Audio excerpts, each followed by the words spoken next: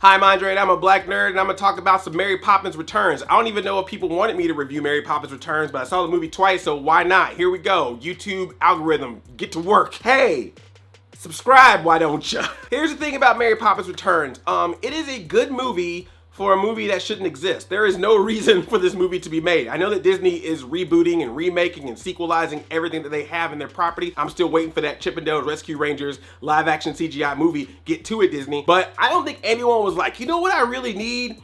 Is another Mary Poppins. Like, I need to have that happen again. But it happened again, and for it happening, it's a good job. I think it looks nice. It definitely captures the feel of the original Mary Poppins. The original is a classic, not only for being what it was at its time, but also just the icon of it, the part of pop culture that it has placed itself throughout generations. So to try to do a sequel, especially decades later, you're not gonna capture that same magic, but at least it was nice enough to be almost like an homage. It's a new movie that's an homage to the original, as opposed to completely remaking the original or going some sequel route where it's crazy, like Mary Poppins shows up in present day and is, you know, using memes and playing Fortnite. Are we gonna get a Mary Poppins in Fortnite?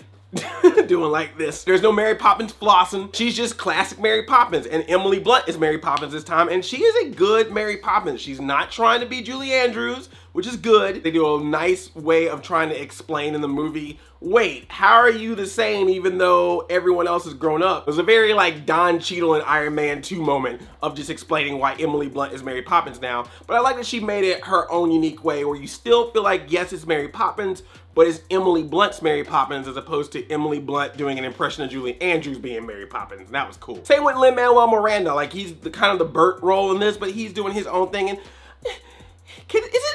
is it weird to just call a dude adorable? Like, Lin-Manuel Miranda is just an adorable man. Just every time you see him on the screen, he's all like, Mary Poppins, and he's just got this big smile on his face. He's just so happy to be in the movie, and he's all dancing, triple like fantastic with me. It's like, aw, you're just adorable. That's my Gizmo duck. The songs, I think, are fine. I've heard some complaints that some people think the songs are forgettable compared to the original songs, but it's like, well, you also had the original songs for several years. You just got these. I was humming some of the tunes, maybe not the exact words because it takes me a little bit to learn words, but I was still walking around going,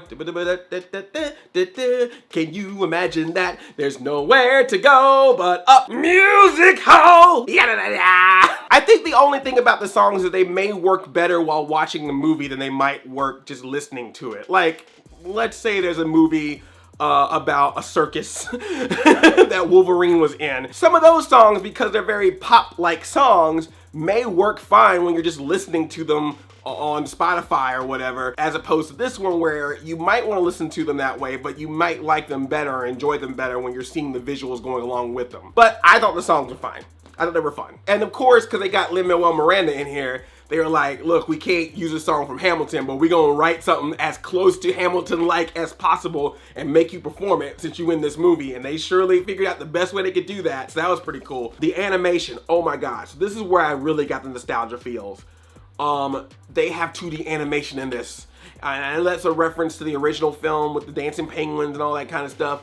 But just the fact that they had 2D animation in this, and I realized, other than the Spider-Verse right now, of just how long it's been since we've seen 2D animation on the big screen that was, you know, at least part of a movie. I know a lot of times these 3D animated movies will have 2D animated title sequences at the end credits or something, but just seeing like classic Disney style 2D animation drawn on the screen, it just, oh, I don't know, it just made me really happy. They even did the thing where one of the bad guy animals got their like crazy eyes. You know how sometimes in Disney when they want to show somebody really mad, they put those circles, extra circles in their eyes? They did that, and that just made me so happy. So that got me. That got me right there. I tell you what, I know that I was supposed to get this kind of nostalgia from watching the Beauty and the Beast remake that Disney did, and I didn't really feel it that much. It just made me think more and more about the animated version. I would say the nostalgia that I was supposed to have for Beauty and the Beast, I had more in this. I don't know why. I don't know if maybe it's because it's a sequel, so it's like the original but different. Oh, it feels like the classic films, but it's a new film. But yeah, I felt like more of the nostalgia from this watching this movie than I did when I was watching Beauty and the Beast. I was just smiling. There was a lot of times when things were happening in the movie and I was just had my smiles on. Like, I was just all like, this is just so cute. This is so cute. This is like classic Disney movie style thing. So I like the homage. One thing about classic movies is the pacing is a lot different in those types of movies than they are today. So if you've been watching, you know, action films, superhero films, and movies like that recently where everything's like fast paced and there's no scene that lasts on screen more than like 5 seconds, having something a little more slower going on like this movie, a little slower paced, you might start to feel it at a certain point. But I think that was, again, to pay homage to how the original was. There's even a couple of cameos in it. One that's obvious because, you know, the last movie, I think they even showed that in the trailer. But there's another cameo in this movie, and I looked at that cameo and I was like, that was supposed to be Julie Andrews. There's someone in this movie and they interact with Mary Poppins. I'm like, you were totally supposed to be Julie Andrews, and Julie Andrews just did not answer her phone that day, or she was busy. Maybe she's working on a remake of Princess Diaries. I don't know, but she was not available to be a part of this movie. Or maybe she was just like, look, y'all, I'm Mary Poppins, y'all. I'm not gonna be in this movie. It's Julie Andrews and Yondu. That's it. I don't mean to be blunt, but who is this Emily? Sorry, that was stupid. So there's more than one Mary Poppins book. So I don't know if some of these scenarios came from the book or if these are things that just Disney cooked up. But either way, it was nice for them to be a sequel, but at the same time, you could tell how much of the blueprint of the original Mary Poppins they obviously took from to make this movie. If there were some complaints to be had about this movie, yes, you can definitely tell in this movie where they took parts of the first one, slightly altered it to make it the second one that's new. This is very Ghostbusters 2 territory of making a sequel that feels a lot like the original as far as story goes. And then the things that they added are like the typical things that you see in a lot of movies, that nothing feels new in that sense. They even do the plot of, oh, if you don't pay your house payment by the end of the week, then we're repossessing the house, we're taking it back. And I was like, seriously? We doing the plot from the Brady Bunch movie right now? That's Brady Bunch movie plot, yo. I just wish that maybe there was something just not as generic as that, because all the other stuff, all the visual sequences, all the musical numbers,